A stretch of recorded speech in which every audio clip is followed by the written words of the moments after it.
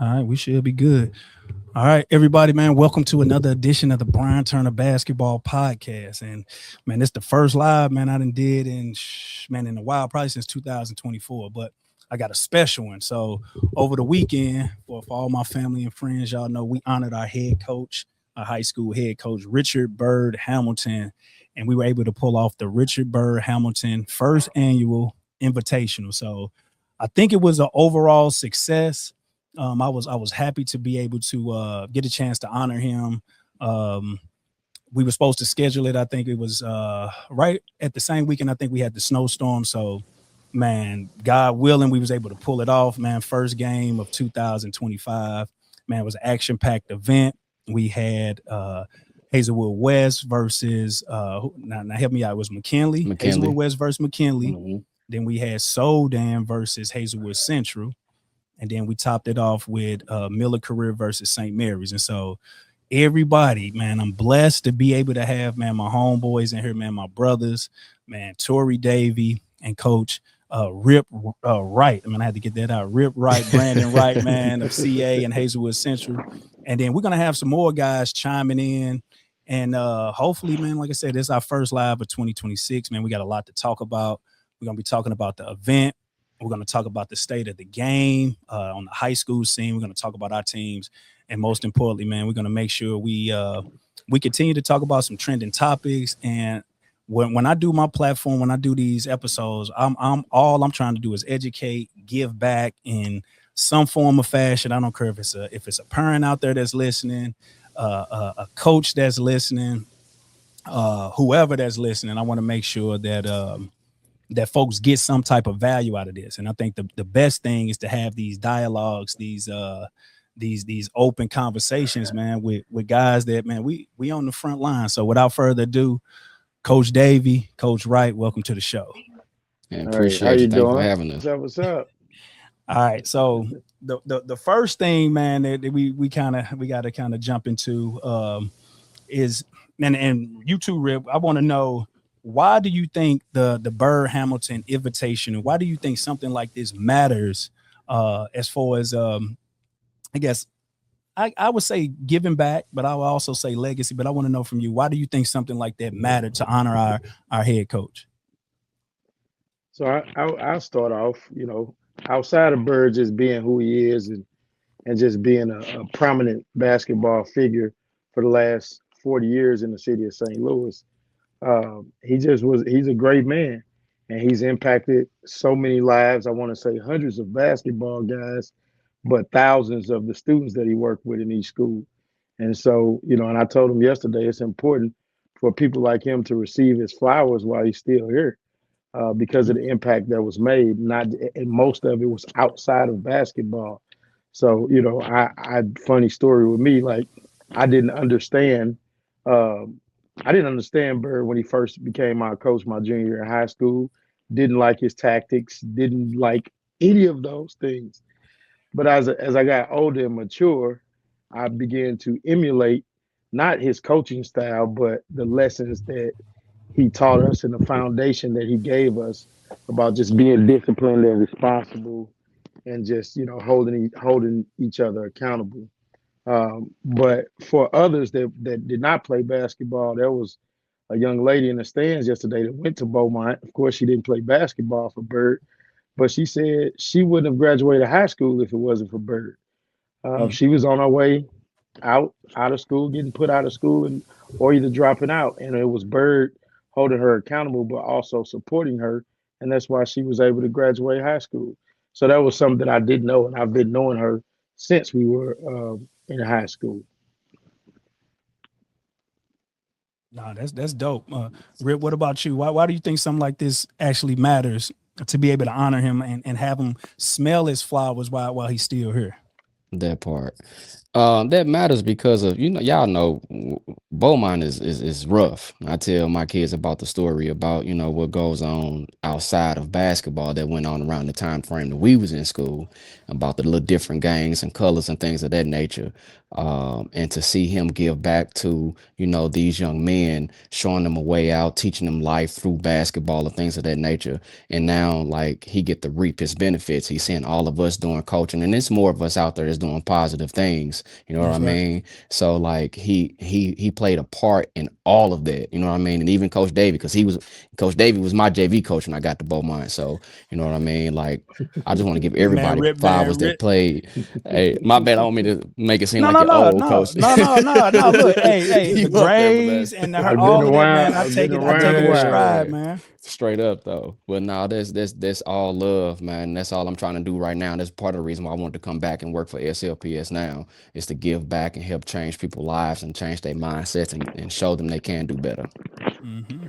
Yeah, and even from just my perspective, as far as just being able to just see the presence of just like a strong man, like in my eyes, when I look at Bird, man, I see somebody that's just fearless. You know what I'm saying? That like part.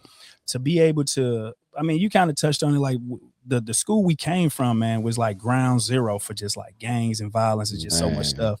And to have a strong presence, be able to look all of them type of situations directly in the face and have no type of recourse, where it's just like, man, I'm not afraid of nothing. I know right from wrong. And then you started to see it kind of manifest early, as far as when we got older, when, he got saved and when he turned his life over to Christ. It was like a full-fledged evolution of somebody that, man, we didn't just straight saw this man grow up. And for some of us, like, even I was there this first year, Rip, you know what I'm saying? And this man used to, man, I never forget, we had a, and I know I'm jumping around as far as with some of the funny stories, but man, we had summer school, like a transition summer school, the 8th grade to 9th grade transition program. It was an 8th grade transition. And I remember the type of foods that were in the auditorium, man, at the beginning of the summer. I mean, you got to just like every type of food that you can kind of think of being at that age, man, we probably had it in that auditorium. And so, midway, and I think he started off, and I can't remember, I think he started off in the gym as like a PE teacher, right? But after a while, it was just like, nah. This man need to be front line, greeting folks in the hallways, making sure folks go to school. So when folks got disrespectful, I saw this man literally walk off Beaumont steps and walk kids across the park, basically like, y'all finna get up out of here. Y'all ain't finna come over here with this nonsense. And he straight ran these dudes across the park. You know what I'm saying? And I'm sitting up here looking at this dude like, is this dude insane? Is he crazy? Like, what's up with him? But I had already knew him kind of previously from even just like a year or two, because I played with Tank on his son on the AAU team. So I just remember those conversations with him just, coming to me like, hey, I'm gonna be the new coach at Beaumont. You come over here, good talent. Hey, you live right up the street. Why don't you just think about doing this? And that's all I needed to hear, because I pretty much knew everybody from around the neighborhood. And to know that it's a breath of fresh air that's coming and that was there. And Tori, you can kind of speak to what life was like before he got there, but how was some of the changes that you saw that was from when you were there the first couple of years to when he came? So, especially in terms of athletes, right? And the athletic side, he was a disciplinarian. He came and supported the assistant principals and a lot of times ran the school, but just from the athletic department, we had somebody that came in that was respected by the entire city and played no games, absolutely no games, from the day he walked in that building. He put fear in a lot of kids and, a lot of the students that weren't there for the business of education, because he wasn't scared of them, and he let that voice be known to help clean up the school. But the athletes around the building, just everybody gravitated to him. He was that coach that was a larger than life figure. And I probably say this more than once. Whenever we walked in the gym with Bird, we knew we had a chance to win the game. The previous 2 years, and I respect all of the coaches that I had those previous 2 years, but we didn't have that type of confidence when we stepped on the football field or when we walked in the basketball gym. That's not the type of confidence that was exuded around the rest of the building. But when we got When Coach Hamilton came in, it was a totally different ball game. And he pretty much ran the athletic department the exact same way. And everybody fell in line, but we had fun and we learned a lot. Mm-hmm. Nah, no doubt, man. And that's the part right there where you talk about just the respect, because once we got in there, at least for me, I didn't know the history of pretty much all of the stuff he was able to accomplish. And not just at Roosevelt, but even just like having a little stint in Sumner, and the guys that respected him over there. But so many of the guys from Roosevelt and on the South Side just had, man, the utmost respect. Like literally, them guys did not want him to leave. Right. Like I'm talking about, they was trying to transfer, trying to figure some stuff out. It was guys that just left Roosevelt totally and was just like, man, I need a breath of fresh air.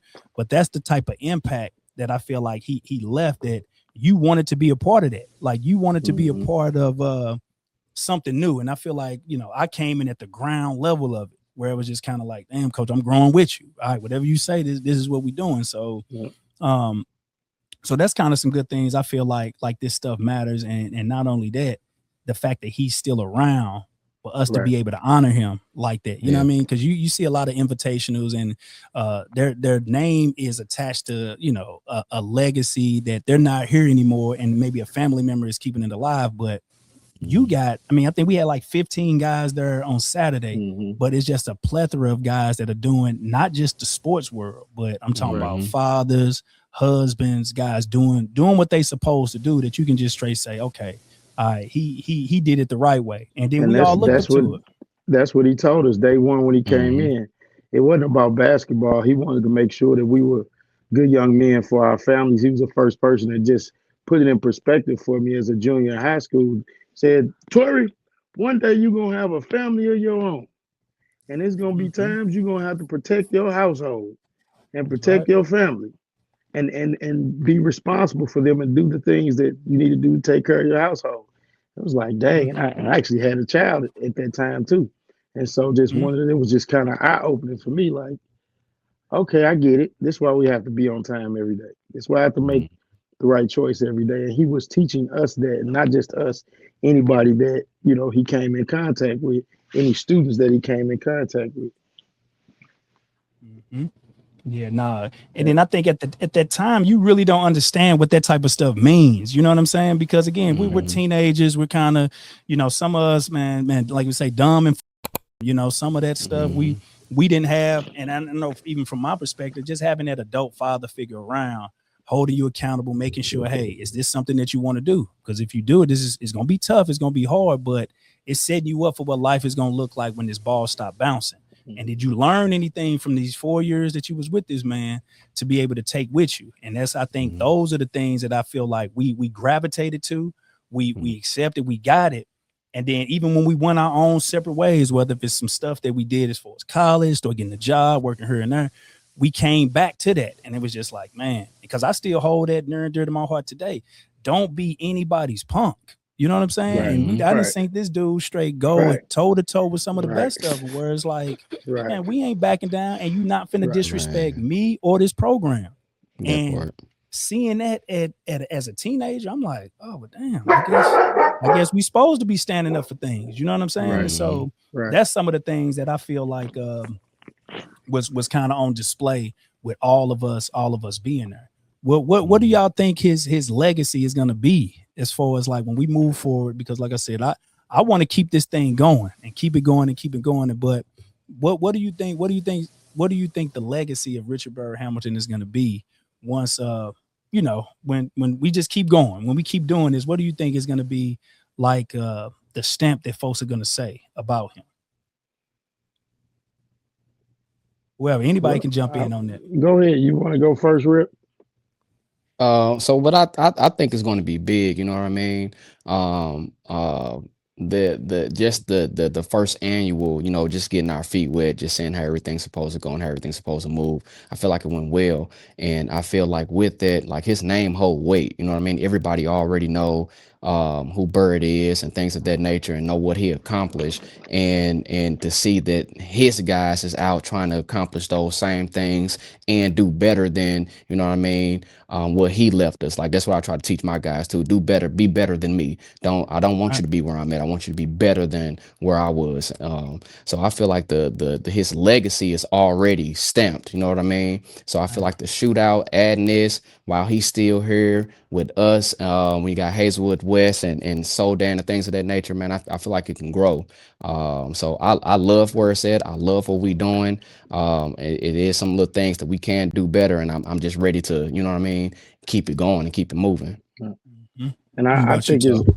his legacy is, I mean, you can see it right now, right? That Like, part. let's just talk about the coaching tree itself. Like, they was showing all the coaches left in the college football playoffs or from Nick Saban's Nick coaching Saban. tree, right? Hmm. And so, but at my last count, there's at least 10 of us that are coaching high school basketball in the area, right? Which is Hmm. which is big. Whether that's head coaches, at least 6 of us Assistant are head coaches. coaches and Hmm. assistant coaches, We you in Hmm. the know. And so game. that's They in big. the And game.